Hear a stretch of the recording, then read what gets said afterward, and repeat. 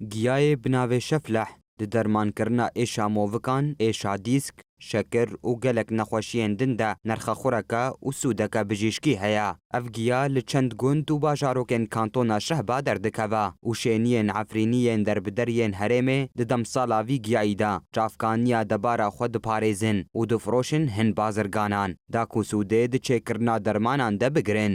کامیرەیە ڕۆژئاوا نێرینە کۆچبەرên Efrînî yên ku li Şehbayê giya diçînin girt. Di vê derbarê de koçberê bi navê Henîf Reşîd got tevî êrişên dagirkeriya Tirk lê biçînîna vî giyayî û firotina wî hewl didin debara jiyana xwe ewle bikin.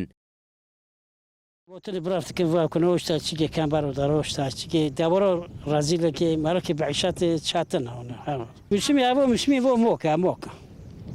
موكش برافت كان بيه فيش كان دارمون دبيت كان كي عملياتي لكن اي معني شكيس يو دارو هبو نو شيتي دار اكو تي دار ولي اكو خي معني شكيس يو فيول ونبدا دخلتون باري مي بار دخل بين شاس ولا مدخول ولا في دات كيس يسكروا اي سيورو رابورو نفاسرو دبين رد يوني اي نفاسي رند يوني رد جژنên koçberiyên Efrînî Zelîh İbrahîm jî diyar kir. Piştî ku hikûmeta Şamê rê ji her alî ve li ser Şehbayê qut kiriye, bi firotina vî giyayî ew jiyana xwe û lêçûna xwe dabîn dikin. Em tevdarê kubkom mane dabera xwe dar. Edim barek serma girtîne bê dabera xwe katine, em bê dabera xwe katine. Rek jî girtî serma.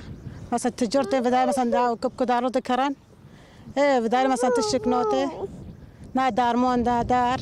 بمعاشات عم كبكو دفرش شخوره ما نقش كد ما دار أنا محتاج كاسكين بدارنا شغل أنا دار قيصار ما قد كرن عم دغزن عارم ولا تخو ولا تدخو باصرت بدار طعم معقدين جعالیکی و ایریشن داگر کریه و کوچبری جعالیکی دن و دور پیچ حکومت شامی کوره لبردبار جیانا کوچبرین عفرینی تن کریا لتوی وهاجی کوچبرین عفرینی به هر جوره انکار و به اراده که خورد دبارا جیانا خود دکن